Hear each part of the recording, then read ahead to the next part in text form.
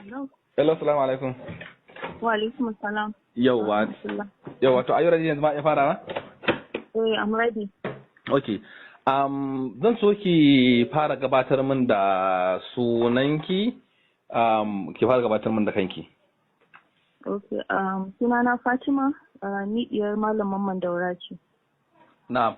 Akwai wani bidiyo da mai ɗakin shugaban Najeriya da ta fitar, wato take magana ko kuma ta yi magana da 'yan jarida, tana cewa wani bidiyo da aka fitar da shi yana nuna ta je wani gida tana faɗa cewa an kulle mata kofa, kamar ta ce ke kika yi record din wannan bidiyo din. Ko za ki gaya mana menene ya faru? Okay, to na gode. A gaskiya in aka yi amfani da hankali za a san bayan da za a ce an rufe matar shugaban ƙasa ɗaki. Amma bari in ɗan ba da context. Gidan ana kiran shi glass house. Kasan a cikin villa akwai gidaje, akwai apartment. To, da shugaban ƙasa ya hau sai ya ba ma baban Malam Mamman Daura kenan babanmu. Kowa ya san dai yadda suke da shugaban ƙasa, aminan juna ne, 'yan uwa ne, kuma sun tashi dai kamar Hassan da Hussaini. So da ya hau mulki sai shi glass house ɗin, wannan apartment ɗin da ke cikin villa, ɗaki uku sai ba baba ya ce nan baba zai zauna. To baba ya zauna gidan shekara 3 kenan, sai bare da Yusuf wato ɗan shugaban ƙasa ya samu hatsarin motan nan ya ji ciwo. Wato hatsarin babur ko? Hatsarin babur ne ba mota ba. Ya ji ciwo, ya yi jinya a Germany. Da ya dawo sai shugaban ƙasan da kanshi ya ce ma baba, ya ce da Allah ya tashi daga nan gidan ya koma wani gida da ya mafi girma a nan cikin villa ɗin. Yusuf za a aje shi a nan a rika jinye shi, ana mishi physiotherapy. Wato ana masa gashi. Kafin ya warke. So shi glass house din ya fi kusa da main house din, so don ya fi kusa da mahaifiyar shi kenan, I guess. Anyway, amma ba cikin gidanta bane ba, cikin main house, one of gidajen da ke cikin villa ne. To shi kenan, so baba da mama ba su ma ƙasa, sun yi tafiya, sai ya ce min da ni da yayata duk muna aiki, muna zuwa office. So sai ce ranar sati mu zo duk mu kwashe kayan su sai a maida ɗaya gidan da shugaban ƙasa ce a koma. Wato cikin kwanakin Asabar da Lahadi kenan, ƙarshen sati, ƙarshen mako. Tun da ba ma zuwa aiki sai mu samu ranakun duk mu kwashe komi a yi.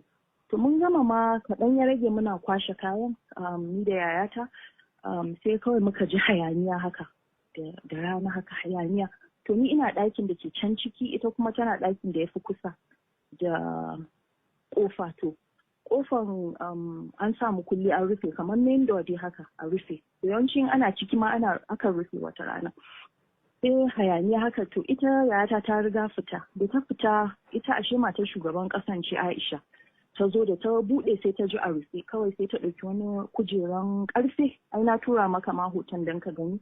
Da kofan ta burgar da shi, ta yi vandalizing kofan sai ya ɓalle.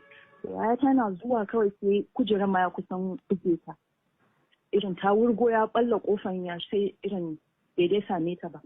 So ni kuma da na leko sai na ji hayaniya, irin abun ya ma bani tsoro, because tana ta zage-zage, tana ihu a fita a ban mata, ta taɓa ganin irin haka ba. Sai na koma na ɗauko waya, don in ka faɗi ka ce ta yi haka ba za ma a yadda ba. Daman ana ta surutu tana nuna kamar ana musguna mata. Sai na ɗauka, kuma na ɗauka ne don mu nuna iyayenmu da masu tsaro don su gani in ma wani abu ya faru, because yanda take ta haukan tana ta ihu, ina tunanin ma za ta iya ɗaukan wani abu ta fasa ta buge mu da shi ko wani abu. So shi yasa muka ɗauka, inda ma muna son bidiyon ya fito tun bara da ya fito, ba mu san yadda aka yi ba, amma ka san in bidiyo ya shiga hannun mutum 1-2 dole zai iya fitowa. Amma akwai wasu ma da ba su fito din ba, zan tura maka ka gani.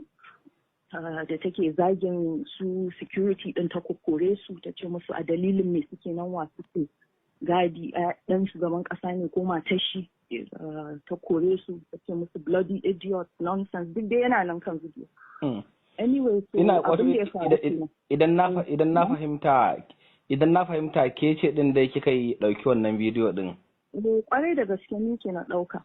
Kun san za ta zo, me yasa ko ka kulle kofar, saboda ba kwa so ta zo ta same ko ne a wajen, ko kuma menene ya faru? Ni shekaru 3 din nan da suka zauna ban taba ganin ta a gidan ba. So kuma ana kulle kofa, kamar kofan ka ne kawai ka sa dan mukulli, kuma duk da akwai kaya a falo su. Kuma inda ta ce za ta zo me yasa za mu rufe, kuma muna tattara kaya ne mu bar gidan, so ban ga dalilin da zai sa wai mu kulle mata kofa ba. Me yasa za mu kulle? Kamar da a ce mata turo ta ce za ta zo, ai sai a bar kofan buɗe, ko kuma wani ma tsaya nan an kwankwasa a buɗe su. Ba dalilin da zai sa mu kulle mata kofa. Ku a ganin ku me yasa ta yi haka, ta yi fada, ta ji ba daɗi saboda ta zo ta samu kofar a kulle? To ni gaskiya ban sani ba, because wannan ina ga tambayanta ita ya kamata ku tambaya, wannan irin rage din daga ina ne, ban sani ba, don ni ban taɓa ganin irin wannan abun ba. Kamar akwai wata rashin jituwa ne tsakanin ku iyalan Malam Mamman Daura da su iyalan musamman mai ɗakin shi shugaban ƙasa? Wallahi ba mu taɓa samun wani abin nan problem ba, sai da aka hau mulki waɗannan surutan ke zuwa daidai gwargwado, muna zumunci, muna ba ta girmanta, muna zuwa mu gaishe ta, wani abu ya faru za ta zo gidan mu ma muna zuwa gidansu. So ban san da dai aka hau mulkin nan ne kawai komai ya canza ake ta, amma tsakaninmu da ita dai ba mu taɓa samun wani matsala ba sai. Kin san ana cewa kusan shi shugaba Buhari Malam Mamman Daura shi yake juya shi, hatta naɗe sai wanda Malam Mamman Daura ya kawo an naɗa, ana cewa ana zargin cewa an naɗa mutane da dama dangi ko makusantan Malam Mamman Daura mukamai daban-daban. Wasu ana ce musu cabals, wato su suke juya gwamnati, shi Malam Mamman Daura haka da yan wasu tsiraran mutane. Ko ba kya ji wannan ne yasa ta dan ji takaici haka, take jin takaici? To wannan ina ga question din should be directed at her, amma abin da ya kamata, wato ita kamata a tambaya kenan. Ita ya kamata ka tambaya, amma abin da ya kamata in mutum zai amfani da hankali, abokanansu kusan ɗaya ne, tare suka tashi, harkokinsu ɗaya. To ko da aboki ko wani da aka naɗa kila yana shiri da baba amma kuma yana shiri da shugaban ƙasa, so tare suke, harkokinsu ɗaya ne, kuma kowa yana da wanda yake jin maganin shi, yake sauraron shawaran shi, kowa yana da aminin su aminan juna ne. To abin da yasa ake ƙara ce haka ne, amma suna da abokanai mutual friends sosai. Kuma uwa ne kuma to kuma dan uwan baba dan uwan general ne, dan uwan shugaban ƙasa ne. Kaga ba wanda za a yi raba su. Kuna ganin a ganin ku kuna shi Malam Mamman Daura yana juya shugaban ƙasa Muhammadu Buhari? Yana ne?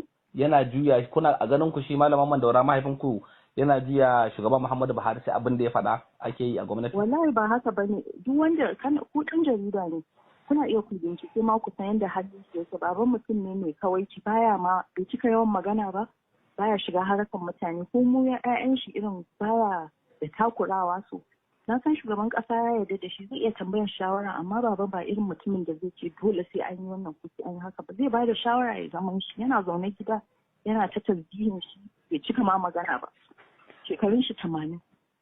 In ka ma mishi magana ka ce an ci kaza, sai ce me yasa kuka damu, ana kankare min zunubi. In Allah ya san gaskiya ne me to shi bai damu ba, you have seen it all. So ba wanda za a yi powers inda ake ba ba sai in dai kai amfani da hankali. Allah kaɗai yake da irin wannan power, a ce shi ne komai, shi ne nan, shi ne can.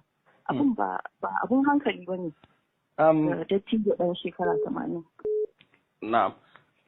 Kamar ku ya'yan Malam Mamman Daura kuke ji ana cewa mutane suna surutu a kansa, musamman 'yan Najeriya suna cewa duka abin da yake lalace baya tafiya daidai a gwamnati, ana cewa shi ne sun mamaye gwamnati. Ku ya kuke ji a ranku? To kan san ba daɗi daman aka zagi mahaifinka ko aka faɗi abin da ba gaskiya ba, amma da yake baba na tawakkali, kuma mu ma alhamdulillah muna tawakkali, so muna ɗaukan shi as the price he has to pay for being loyal to the president, for being there for him, for supporting him. So if the price kowane watan Hausa ce dai to.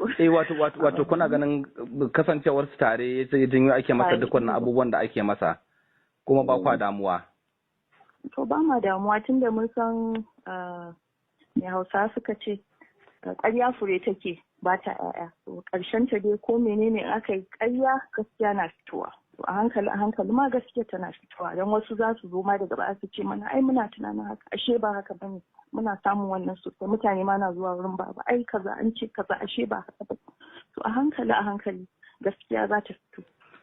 Kamar da ƙarshe malama Fatima, an ce shugaban Muhammadu Buhari ya so ya aure, kuma a lokuta daban-daban an ce har kusan shi malaman Daura shi so ne gaba a shirin yau shi shugaban Muhammadu Buhari aure lokacin bayan kaɗai ya zama shugaban ƙasa, da kuma kwanan da ake yada wasu jita-jita ko da an tabbatar jita-jita ce mara tushe. Gaskiya ne shi suna so su yi wa shugaban Muhammadu Buhari aure?